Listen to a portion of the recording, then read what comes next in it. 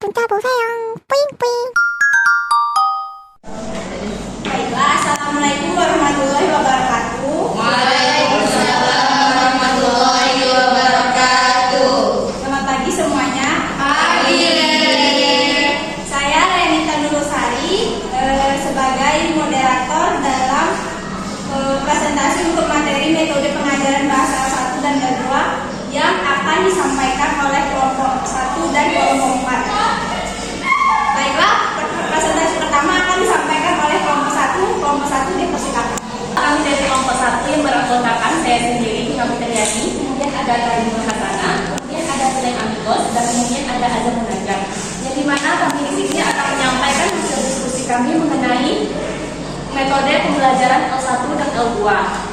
Langsung saja, dalam pembelajaran bahasa setidaknya melibat 3 disiplin ilmu, yaitu yang pertama ada linguistik, yang kedua psikologi, yang ketiga ada pedagogi atau ilmu pendidikan. Linguistik memberikan informasi kepada kita mengenai bahasa secara umum dan mengenai bahasa-bahasa tertentu. Psikologi menguraikan bagaimana orang belajar sesuatu. Psikologi menguraikan bagaimana orang belajar sesuatu. Ilmu pendidikan atau pedagogi memungkinkan kita untuk meramu semua keterangan dari A dan B menjadi satu pendekatan, metode, dan teknik sesuai dan dipakai dalam rangka memudahkan proses belajar bahasa. Khususnya dalam pembelajaran bahasa kedua dan bahasa pertama. Selain itu, dalam pembelajaran bahasa juga dikenal 4 aspek keterampilan, yaitu menyimak, berbicara, membaca, dan menulis. Teori pembelajaran atau mengajar dan belajar bahasa pada umumnya didasarkan pada 4 konsep kunci: bahasa, belajar, mengajar bahasa, dan konteks. Pembelajaran bahasa membutuhkan suatu konsep tentang hakikat bahasa. Pembelajaran bahasa membutuhkan pandangan dan wawasan tentang belajar dan pendidikan belajar bahasa. Pembelajaran bahasa mengimplikasikan pandangan tentang pengajar bahasa dan pengajaran bahasa. Pembelajaran bahasa terjadi pada konteks tertentu. Penafsiran konteks amat penting dalam teori ini. Bahasa, belajar, dan mengajar pasti selalu dipandang dari satu konteks, latar, dan latar belakang. Pembelajaran bahasa dapat dikaitkan dengan istilah pendekatan, metode, dan teknik. Anthony pada tahun 1963 yang melahirkan istilah pendekatan, kemudian metode dan teknik atau teknik, yaitu yang pertama pendekatan, metode, dan teknik.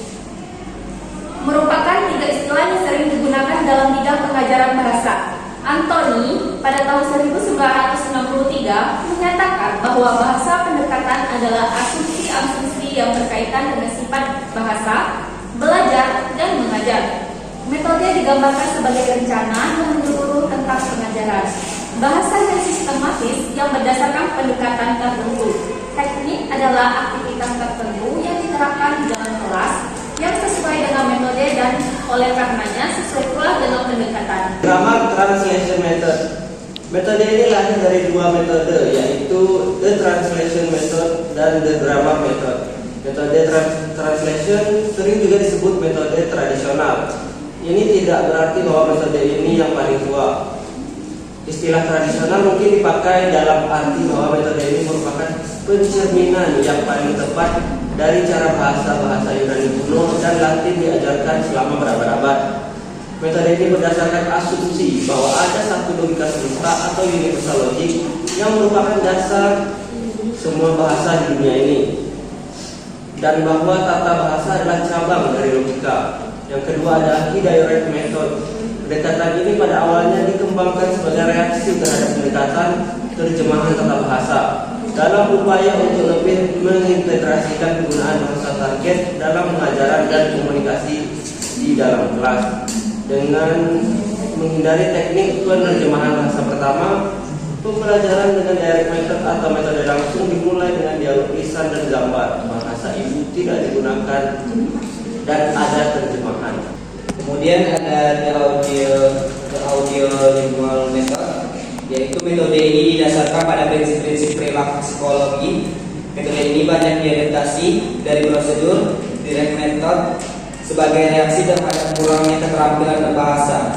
Materi dapat disajikan dalam bentuk dialog berdasarkan prinsip bahwa pembelajaran bahasa adalah suatu bentuk kebiasaan dan keniruan. Kemudian metode langsung. Metode langsung adalah metode yang didasarkan pada metode algoritma.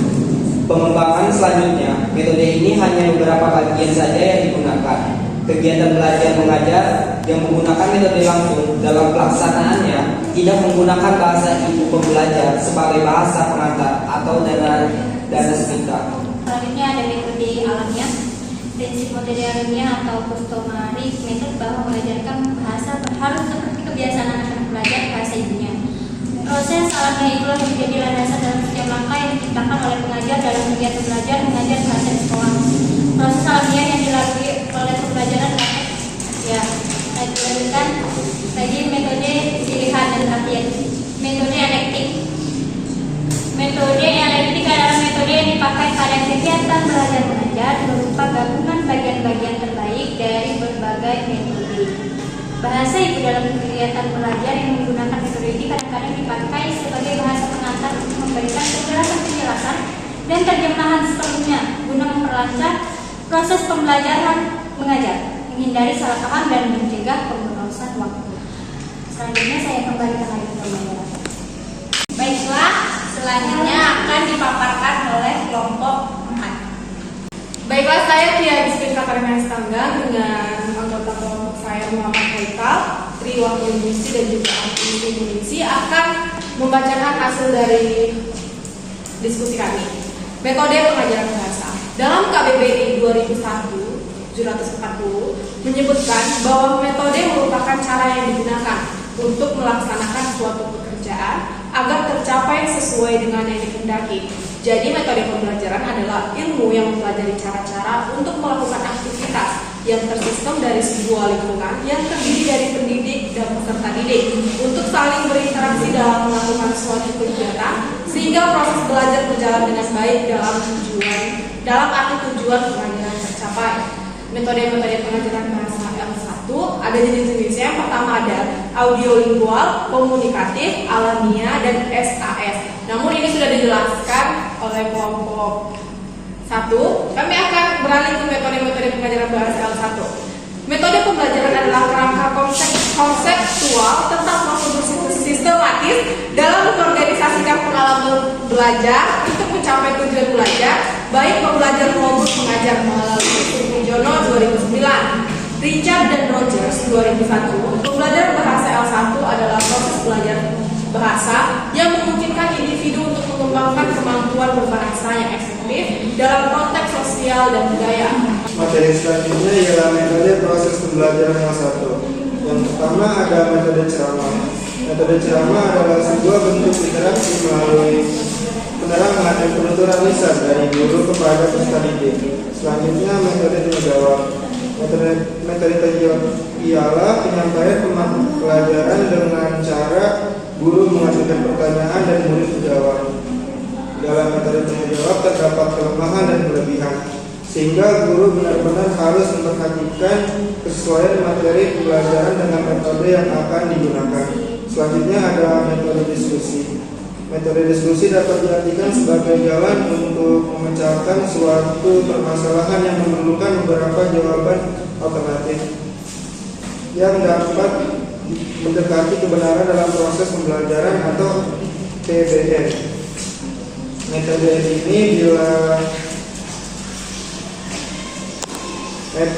ini bila digunakan dalam PBM akan dapat merangsang murid berpikir sistematis, logis, kritis, dan bersikap demonstratif dalam mengembang pikiran-pikirannya.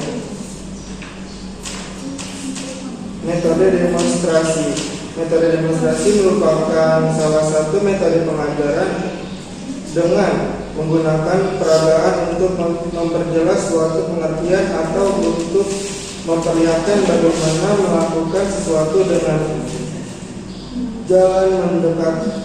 jalan mendemonstrasikan terlebih dahulu kepada siswa. Metode sosiodrama.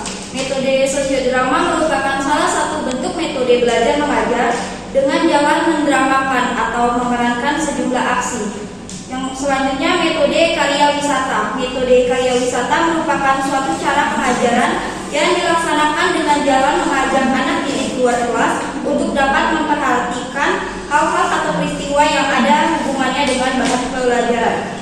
Metode kerja kelompok. Metode kerja kelompok merupakan salah satu dari sekian banyak metode yang dapat digunakan dalam menyampaikan materi pembelajaran kepada anak didik. Metode ini dilakukan dengan cara membagi siswa ke dalam beberapa kelompok, baik kelompok kecil maupun kelompok besar. Metode latihan. Metode latihan adalah metode dalam menyampaikan pelajaran dengan melaksanakan latihan secara terus sampai anak didik memiliki ketangkasan yang diharapkan. Metode ini juga merupakan salah satu dari berbagai macam metode yang banyak digunakan oleh para pendidik dalam pembelajaran agar tujuan pembelajaran tercapai. Metode pemberian tugas. Metode pemberian tugas merupakan salah satu cara penyajian bahan pelajaran kepada siswa. Guru memberikan sejumlah tugas kepada murid-muridnya untuk mempelajari sesuatu, kemudian mempertanggungjawabkannya.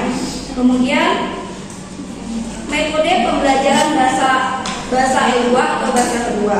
Pelajaran bahasa kedua merupakan lahan yang menyediakan landasan pertemuan terbaik bagi beberapa aspek teoritis dan praktis dari psikolinguistik. Metode belajar bahasa kedua melibatkan berbagai proses dan perspektif. Tiap-tiap metode menitik beratkan proses dan cara secara berbeda-beda. Edward Anhony 1963 mengungkapkan bahwa metode pembelajaran bahasa adalah rencana pembelajaran bahasa secara keseluruhan, secara sistematis yang berdasarkan salah satu pendekatan pembelajaran dan pengajaran bahasa. Pemahaman atau metode tata bahasa. Metode ini sering disebut juga metode tradisional sebab metode ini merupakan metode yang paling tua, Abidin 2006. Walau metode ini adalah metode yang paling tua, namun sampai saat ini metode ini masih digunakan di sekolah-sekolah atau di kelas-kelas pengajaran bahasa. Metode audiolingual. Abidin 2006 mengungkapkan prinsip-prinsip pengajaran bahasa dalam menggunakan metode audiolingual. Metode kemudian menggunakan materi yang diambil dalam metode ini berdasarkan struktur bahasa. Bahasa ditinjau sebagai kelompok-kelompok bunyi yang dihubungkan dengan makna-makna tertentu dan diatur menjadi kalimat-kalimat melalui aturan-aturan tata bahasa. Metode sugestopedia merupakan suatu metode yang dikembangkan oleh ahli psikiater Georgi Lazanov. Di dalam Abidin 2006, belajar dengan metode ini mencoba untuk menghindarkan norma-norma umum dan kendala-kendala yang lazim berlaku. Metode pendekatan alamiah. Pemerolehan bahasa merupakan proses pemerolehan kaidah-kaidah bahasa secara tidak sadar. Dalam Abidin 2006, lebih lanjut mengungkapkan bahwa pembelajaran ialah proses pemerolehan bahasa dengan mengetahui kaidah-kaidah tata bahasa. Mungkin sekian dari kami. Baiklah, kita sudah mendengarkan pemaparan materi dari kelompok 1 dan 4. Kita akan membuka sesi tanya jawab kepada audiens yang ingin bertanya, dipersilakan. Sebelumnya perkenalkan, saya Saliwana dari Jumim 001 ingin bertanya kepada kelompok 4. Kelompok 1. Tadi kan dijelaskan di PPT bahwa metode langsung adalah metode yang didasarkan pada metode Going. Jadi bagaimana metode Going itu berhubungan dengan metode langsung? Sekian, terima kasih. Saya Melani dengan ujung NIM 018 ingin bertanya kepada kelompok 1 dan kelompok 4. Kepada kelompok 1 saya ingin bertanya apa saja kelebihan dan kekurangan dari metode Going tadi. Terus kepada kelompok 4 saya ingin bertanya apa saja kelebihan dan kekurangan pada metode demonstrasi. Baik, terima kasih. Beberapa pertanyaan dari audiens. Saya akan memberi waktu 5 menit kepada materi untuk menjawab. Baiklah, di sini kami akan menjawab pertanyaan dari Saliwana, yaitu yang pertama, bagaimana metode Going tadi berhubungan dengan metode langsung. Sebelumnya kami menjelaskan sedikit bahwa kami tadi tidak menjelaskan metode Going karena kami hanya menjelaskan tentang metode langsung itu hanya berhubungannya saja. Kebetulan menanyakan, ya udah kan? Sabar. Jadi kami jelaskan saja sedikit mengenai metode Going. Metode Going dan metode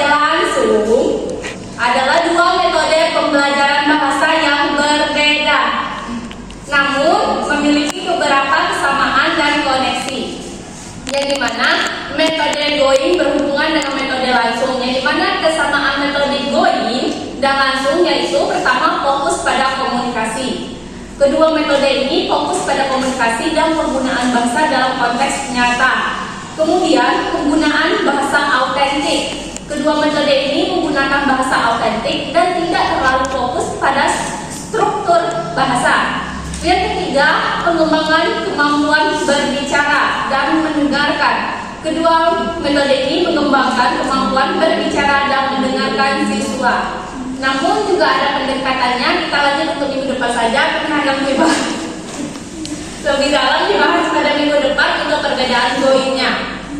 Untuk selanjutnya mungkin ada tambahan dari kelompok 4. Baik, terima kasih. Saya Triwedisi, saya akan menjawab pertanyaan dari Melan. Apa kekurangan dan kelebihan metode demonstrasi?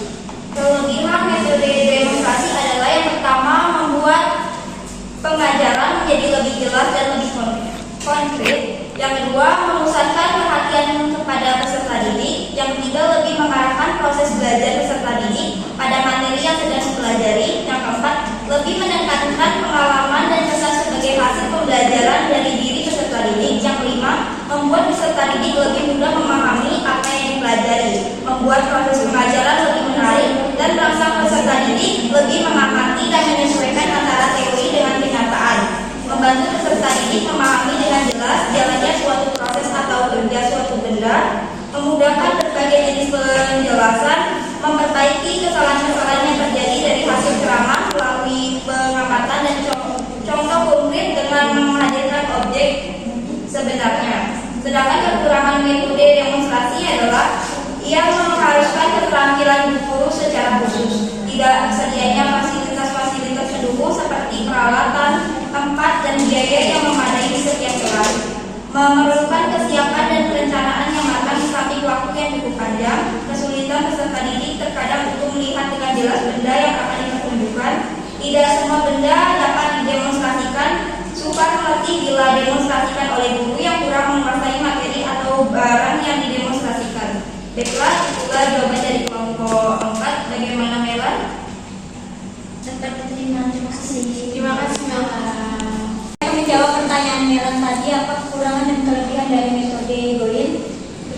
Yang kami jelaskan tadi di PPT itu metode langsung, hanya menyinggung sedikit saja metode going. Tapi saya jelaskan lagi kelebihan dan kekurangan metode going. Kelebihannya itu pengembangan kemampuan berbicara yang sistematis. Metode going membantu siswa mengembangkan kemampuan berbicara yang sistematis dan terstruktur. Lalu penggunaan bahasa yang autentik.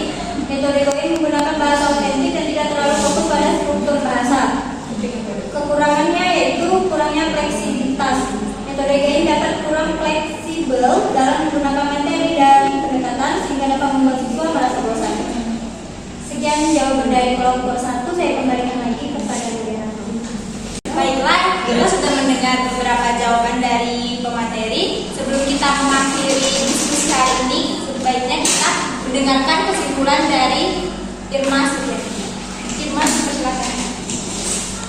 Baik, saya akan membacakan kesimpulan dari presentasi dari kelompok 1 dan kelompok 4. Yaitu dari kelompok 1 ada 4 aspek keterampilan, yaitu menyimak, berbicara, membaca, dan menulis. Kemudian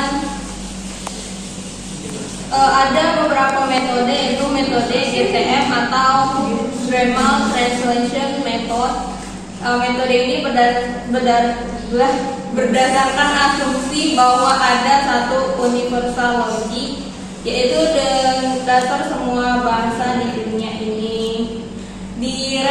The direct method kemudian itu dikembangkan sebagai realisasi pendekatan terjemahan tata bahasa dalam upaya untuk lebih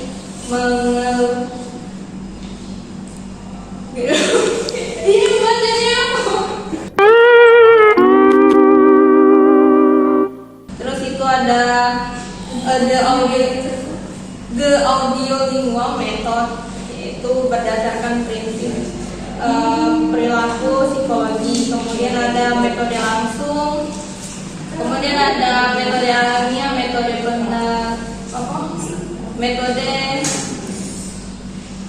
peralihan. Kemudian untuk kelompok empatnya itu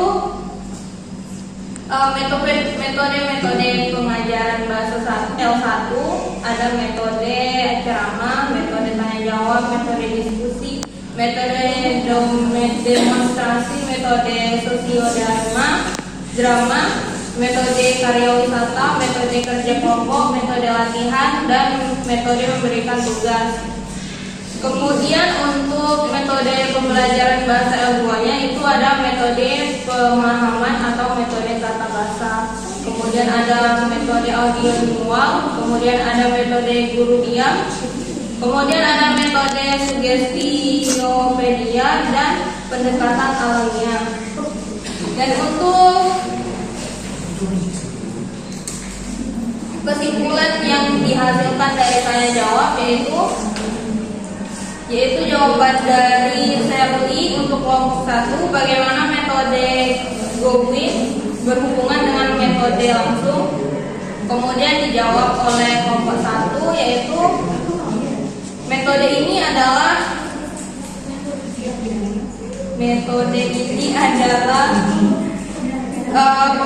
dua pembelajaran yang berbeda. Yang satunya namun ada kesamaan, yaitu 1. Fokus komunikasi, 2. Bahasa autentik, dan 3. Pengembangan keterampilan berbicara dan mendengar.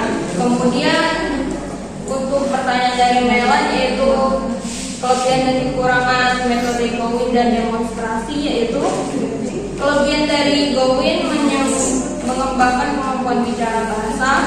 Kemudian kekurangannya yaitu kurang fleksibel. Kemudian ada demonstrasi, yaitu kelebihannya membuat pengajaran lebih jelas dan lebih konkret. Kita sudah mendengarkan kesimpulan yang dibacakan oleh Irma Suryani.